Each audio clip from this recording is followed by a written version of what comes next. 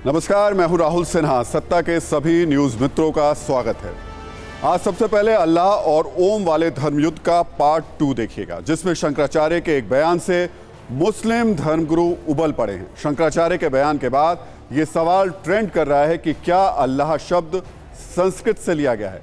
आज इसका सच जानने के लिए हम आपको सत्ता की लाइब्रेरी में लेकर चलेंगे और तथ्यों की कसौटी पर हर एक बयान को परखेंगे।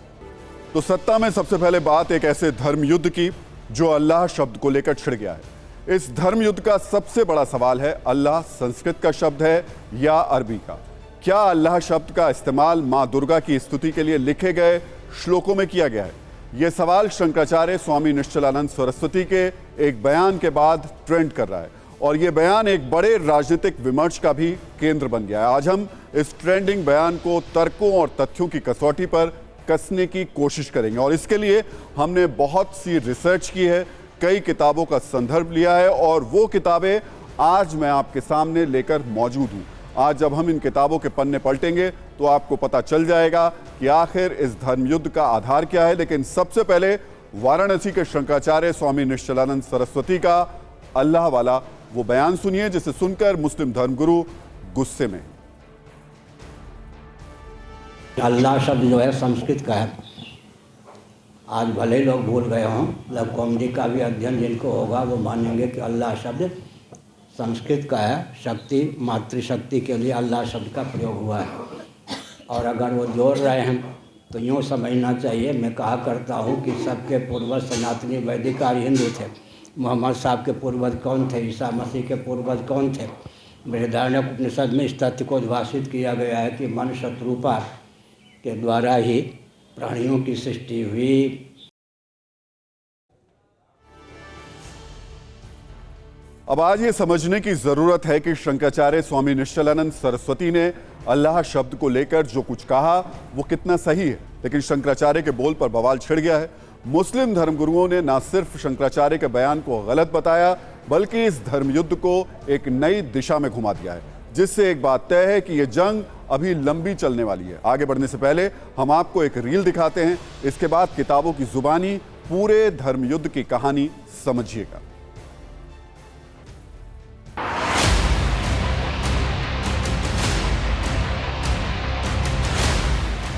जितनी भी डिक्शनरियां हैं, जितनी भी लुगत है, सब ने इस बात को माना है और तस्लीम किया है। लफ्ज़ अल्लाह का जो इस्तेमाल किया गया है वो वहदानियत के लिए और एक खुदा के लिए इस्तेमाल किया गया है और ये अरबी का लफ्ज़ है, अरबी का शब्द है। ये संस्कृत या और हिंदी या अंग्रेज़ी का शब्द नहीं है।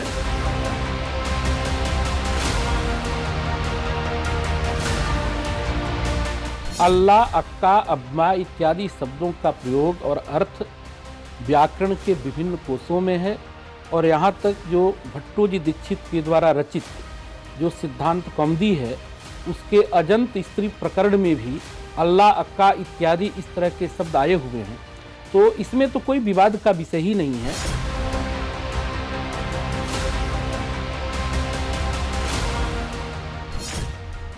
सबसे पहला इंसान, मैं सबसे पहले इंसान की बात कर रहा हूँ, वो उनका नाम था हज़रत आदम अलैहिस्सलाम और वो हमारे मैसेंजर ऑफ गॉड थे। उनको श्रीलंका में उतारा गया और श्रीलंका हिंदुस्तान का हिस्सा रहा है, जिसको हम अखंड भारत कहते हैं। श्रीलंका उसी में होता है। यानी सबसे पहला इंसान जो मुसलमान था वो श्रीलंका यानी भारत में आया। तो हमारी मातृभूमि तो, इस्लाम की मातृभूमि तो भारत हुई ना।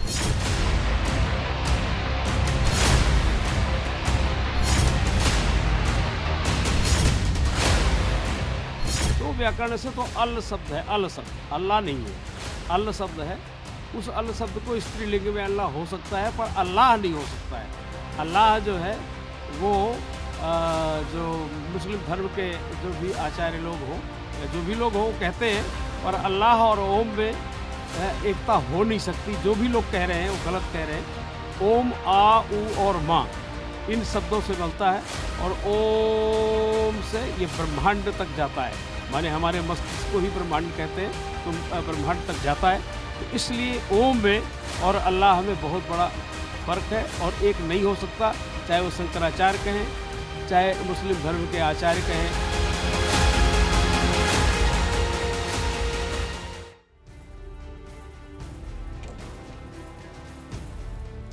तो आज बहुत सारी रिसर्च की किताबें हम लेकर के आए हैं। हमारी लाइब्रेरी में बहुत सारी किताबें हैं और ये किताबें आपको बताएंगी कि असल में अल्लाह शब्द संस्कृत का है या फिर अरबी का। लेकिन उससे पहले आपको बताते हैं कि शंकराचार्य ने अचानक अल्लाह शब्द को लेकर जो कुछ कहा उसकी वजह क्या है। तो शंकराचार्य के इस बयान का एपिसेंटर है मौलाना अरशद मदनी, जिन्होंने ओम और अल्लाह को एक ही बताकर इस धर्मयुद्ध का पहला जुबानी तीर चलाया। कोई कहता है कि शिव को पूजते थे, लेकिन उनके पास इल्म नहीं है। बहुत कम लोग ये बताते हैं कि मनु कुछ नहीं था दुनिया में, वो ओम को पूजते थे। मैंने कहा ओम कौन है? बहुत से लोगों ने कहा कि वो एक हवा है जिनका कोई रूप नहीं है, कोई रंग नहीं है, वो दुनिया में हर जगह है, हवा हर जगह है। उन्होंने आसमान बनाया, उन्होंने जमीन। मैंने कहा कि अरे बाबा, इन्हीं को तो हम अल्लाह कहते हैं, इन्हीं को तो तुम ईश्वर कहते हो, इसी को तो हम अल्लाह कहते हैं। फारसी बोलने वाले खुदा कहते हैं, अंग्रेजी बोलने वाले गॉड कहते हैं। इसका मतलब यह है कि मनु एक अल्लाह, मनु यानी आदम, एक ओम यानी एक अल्लाह को पूजते थे। तो ओम और अल्लाह को एक बताने वाले मदनी के जवाब में शंकराचार्य ने अल्लाह को संस्कृत से लिया गया शब्द बताया है और इसी पर हमने आपके लिए एक सत्ता की कुंजी तैयार की है। हमने जब इस विषय पर रिसर्च की तो संस्कृत डिक्शनरी शब्द कल्पद्रुम का संदर्भ मिला, जिसे आप संस्कृत के आधुनिक युग का महाशब्दकोश कह सकते हैं। और जो मेरे साइड में चल रहा है, हम उसका आपको तस्वीर के जरिए बताने की कोशिश कर रहे हैं। इसका प्रकाशन 1828 से 1858 के बीच किया गया था और इसे स्यार राजा राधा कांत देव बहादुर ने लिखा था। संस्कृत के इस शब्दकोश में माँ दुर्गा पर एक श्लोक का हवाला दिया गया है और उस श्लोक के जरिए ही ये बताया गया है कि अल्लाह शब्द का उसमें जिक्र है। कुछ ऐसा ही दावा शंकराचार्य ने अपने बयान में भी किया है। हालांकि इस्लाम के विद्वानों का ये दावा है कि अल्लाह एक अरबी शब्द है।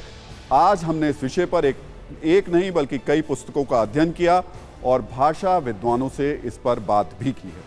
तो मैं आपको एक एक करके वो अपनी रिसर्च अपनी लाइब्रेरी में लेकर चलता हूँ, जहाँ सत्ता की लाइब्रेरी हम लोगों ने बनाई है और कई बुक्स आज हम अपनी इस लाइब्रेरी में लेकर आए। लेकिन उससे पहले मैं आपको उस श्लोक के बारे में ज़रूर बता देता हूँ जिसका जिक्र उस संस्कृत के महाकोश में है।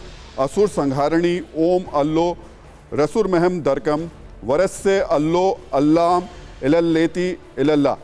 इसी श्लोक के आधार पर ये बात शंकराचार्य के जरिए कही गई है। लेकिन अब हम एक भारतीय संस्कृति कोश है, ये लीलाधर शर्मा की पुस्तक है और इसमें अल्लाह शब्द के बारे में जो बताया गया है वो आपको दिखा देते हैं और सुना भी देते हैं। इसमें लिखा है अल्लाह के आगे, इस शब्द को अरब के लोग इस्लाम के उदय के पहले से जानते थे। मक्का की मूर्तियों में अल्लाह की भी एक मूर्ति थी, ये जो इसके अंदर लिखा हुआ। लेकिन जो पहली लाइन है वो बताती है कि इस शब्द को अरब के लोग इस्लाम के उदय से पहले जानते थे और यही बात शंकराचार्य कह रहे हैं। खैर, ये तो भारतीय संस्कृति कोश है जो हमने आपको दिखाया। इसके अलावा वृहत समांतर कोश भी हम लोग लेकर आए हैं। अरविंद कुमार की है और उनकी सहायिका है कुसुम कुमार, जिन्होंने इसको तैयार किया है। और इसमें हमने अल्लाह शब्द का अर्थ जब ढूंढा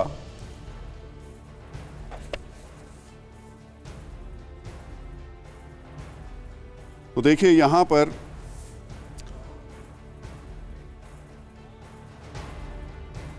ये अल्लाह शब्द का यहां पर जिक्र किया गया है और इसमें ईश्वर और ईश्वर सूची ये बताया गया अल्लाह शब्द का जिक्र करके। इसके अलावा एक और हमने इसी तरीके से शब्दकोश को तलाशने की कोशिश की, उसमें अल्लाह शब्द का मतलब क्या बताया गया है और ये है उर्दू हिंदी शब्दकोश मोहम्मद मुस्तफ़ा खां मद्दाह की ये शब्दकोश है। और इसमें जब हम जाते हैं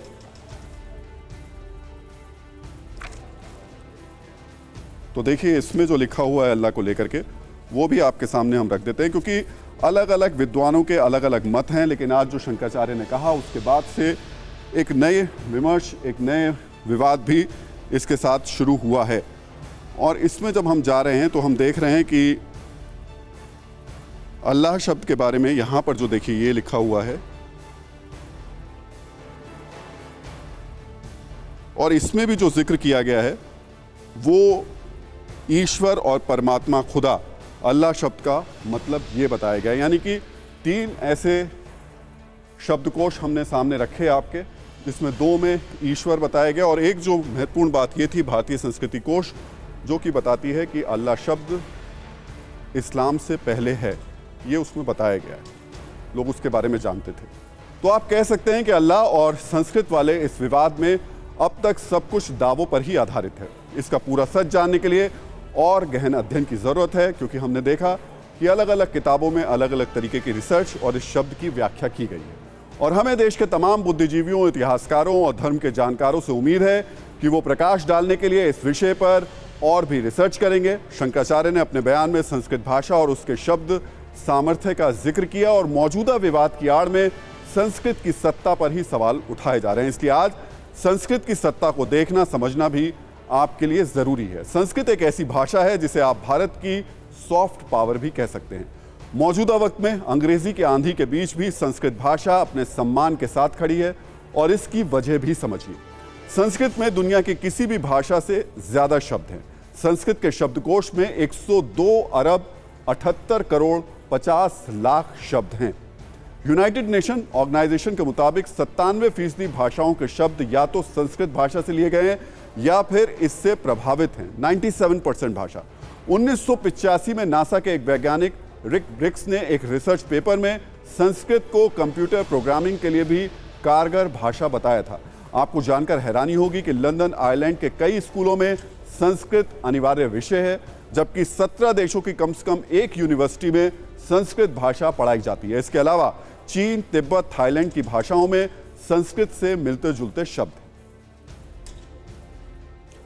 तो संस्कृत भाषा कैसे भारत के लिए एक ग्लोबल शक्ति है वो भी देखिए।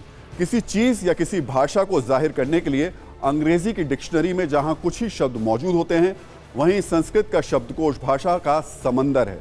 जैसे सिर्फ हाथी के लिए संस्कृत में 100 से ज्यादा पर्यायवाची मौजूद हैं।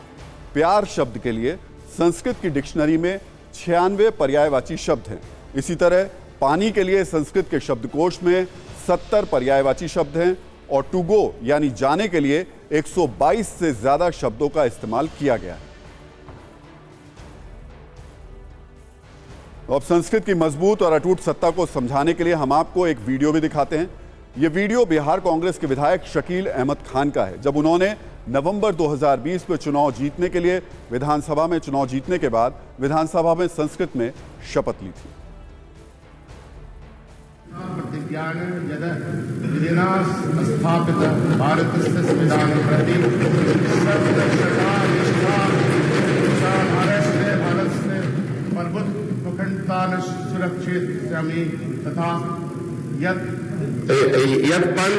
ग्रह तुमील धतुष्म तथा तस कत्यामिनी सदा पूर्वक निर्वक्ष्यामि।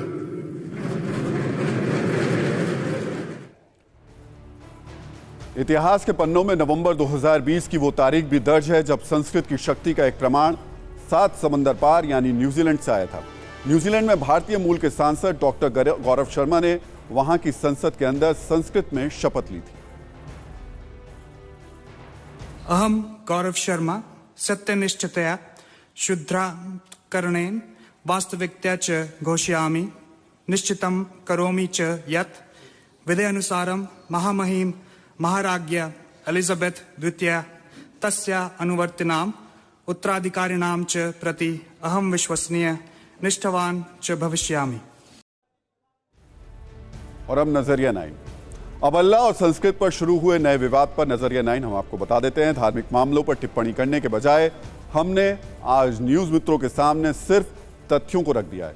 लेकिन एक बात सच है कि हर धर्म का अपना एक इतिहास है, हर धर्म से जुड़ी एक सांस्कृतिक विरासत है जिसे छेड़ना खतरनाक हो सकता है। इसलिए धर्म युद्ध में एक धर्म को दूसरे धर्म से बेहतर साबित करने की कोशिश सिर्फ विवादों को ही जन्म देगी।